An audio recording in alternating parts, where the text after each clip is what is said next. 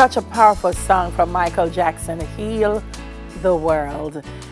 My next guest is going to tell you a little bit about their mission to cater to the human needs while ministering to those who are broken. Joining us this morning to share just how the Adventist Church has made an impact on lives within the communities of Montego Bay is West Jamaica Conference of Seventh-day Adventist President, Pastor Glenn O. Samuels. Good morning, Pastor Samuels.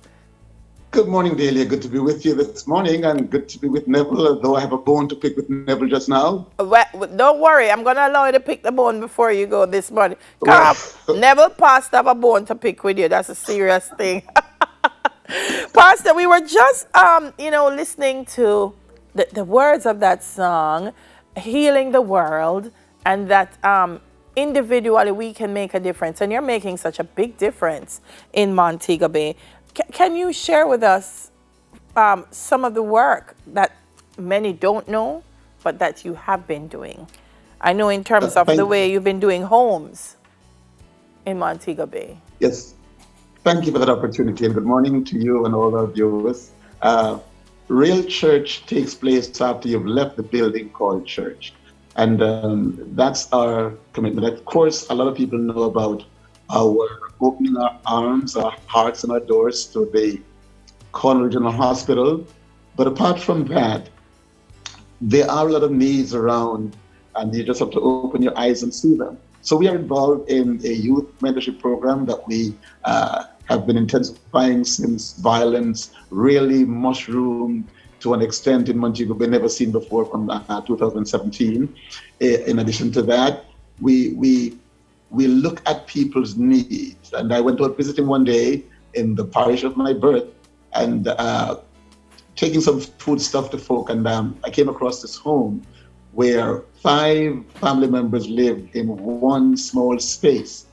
And of course, COVID-19 would have affected our income. But there are people, members of the church, beyond our shores, who belong to Jamaica, who are connected to West Jamaica, some who are not even connected to us. And so the minute I showed the picture, they expressed their willingness to assist. And I told them I would need about maybe $2.5 million, and that was a really conservative estimate. But we also have members who would give of their best. And so the first picture was what was, and this second picture is what is. And so we are just about finishing it up to hand it over. And daily, I should tell you that already most of the furnishing have been secured for this family. They couldn't help themselves.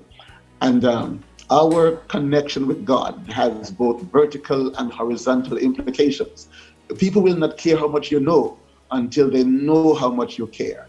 And representing Christ means to give bread to the hungry, to provide shelter for the homeless, to lift up the fallen, to help heal the hurt, based on the song we were playing earlier. And I really want also to commend our community services team and our youth federation team.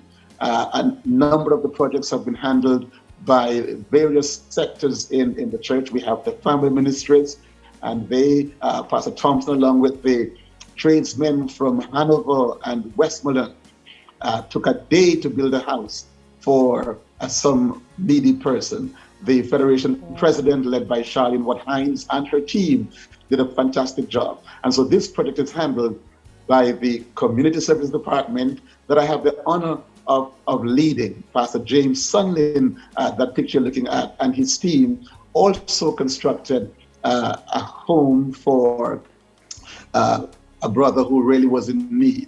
There are persons who have suffered from arson, meaning their homes are burnt out. There are others, natural disaster. And there are those who were just born poor and couldn't help themselves and have been living in abject poverty, struggling. And all they need is someone who care. And West Jamaica is about enfleshing that part of the gospel.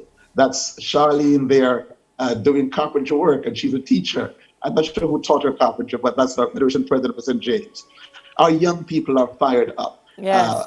They are fired up to represent Jesus. And to do the work. But how have you been pivoting, for want of a better word, during the pandemic, though, Pastor, in terms of I mean, to do work like this requires a lot, not just the physical input, but the financial input. And I know a lot of that would have come through. You know, sometimes people say church taking tithes and offerings, but this is where a lot of it goes to help the needy and the vulnerable. How do you continue such a work in times like this? Thank you. COVID-19 has affected all the world, and that's here in Jamaica can testify. The church has not escaped the challenges. And as a church in Western Jamaica, we are in the same boat with a lot of others. But you know, I am a living witness that if you go out to represent Christ, if you really want to care, He'll make a way. And so in the midst of COVID-19, we looked at the fact that most of our members, a lot of them work in the hotel industry, and then they have persons who depend on them, and those persons, so it's not just the workers pay others to take care of their parents, to take care of their children, and those persons who take care of parents and children, they also have people to assist them that they have to give something to. And in the midst of the pandemic, the team, Pastor Williams, Mrs. Popkin, myself, and our directors, we looked at the little we had. And God blesses a whole lot. And so we bought 3 times during 2020 in each segment, like 250 bags of rice, 250 bags of flour, cornmeal, sardines, baked beans, codfish. And so at 3 separate periods, we bought about $16 million worth of basic food items, because there were people who couldn't put their pot on the fire, who couldn't help themselves. And I'd like to thank some parts in Derryman. We bought the stuff from them, but they also gave us good discounts so that we were better able to serve a bigger community. Oh, bless you, Pastor, bless you. We have to go, but I wanted you to pick the bone with Neville before we left. Yes. My last daughter is a Manchester United fan. Do I need to say more?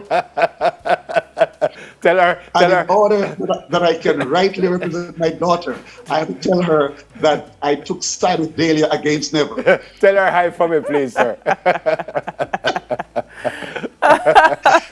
Yes, Neville. Good to see you. She loves you, but she's a Man U fan. Good to see you, sir. I'm sorry that she lost the game. Bless you, my friend. She's a very bright girl, Pastor. I think go to Dahlia. Yes. We'll have to educate Neville a little more. Take care, sir.